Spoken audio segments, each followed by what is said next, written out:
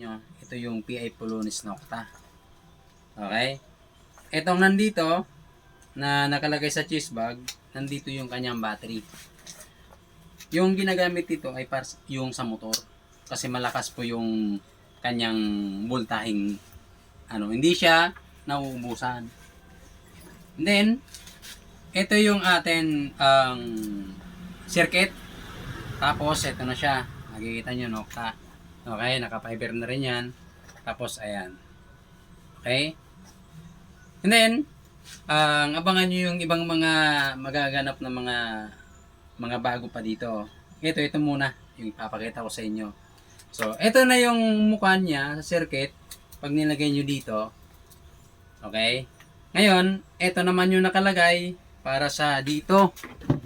So, ito mga katiits ay ginamit ko sa G6000. Ito lang yung bahay, pero ibang yung round dito. Ito, makikita mo, isasaksak mo lang siya dito. Okay?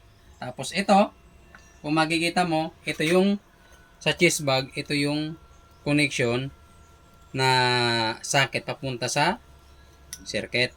Okay? Ngayon, ito yung on natin mga katiits. On natin. Yan. Ngayon, kung makikita mo, sobrang lakas siya mga katiits. Meron akong video na ipapakita ko sa inyo na gamit ng ating customer. Yun, doon pa lang sa 11 voltage, umabot na siya ng 8 meter. Pero pag umabot na siya ng 13 voltage, aabot siya hanggang 17 to 18 meter. Air test lang yan.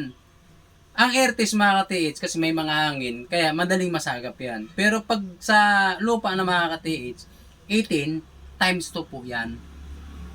Pag malaki yan, kasi mas maganda po kasi na may mga sagabal, pag dumiditi ka, mas accurate po yun.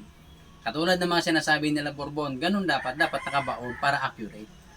Ang air test, makikita mo talaga yung ganun, pero malalim, pero times 2. Sa mga hindi nakakaalam ng iba, dapat magtanong. Kaya hindi yung bili lang ng bili, kagaya sa Lazada, yung mga umabot ng 1.8, 3,000, ay walang silbi yun. Mga pang gold nuggets lang yun. So ito siya mga katiits, tanggalin na natin. Okay. Tapos, ito, tatanggalin natin. Yan. Tanggalin natin yan. And then ito, pwede nyo rin itong tanggalin, natatanggal kasi ito. Okay. Diba nasasagaba lang kayo, pwede nyo ilagay sa bag. Depende po yan sa inyo. Okay mga katiits, thank you.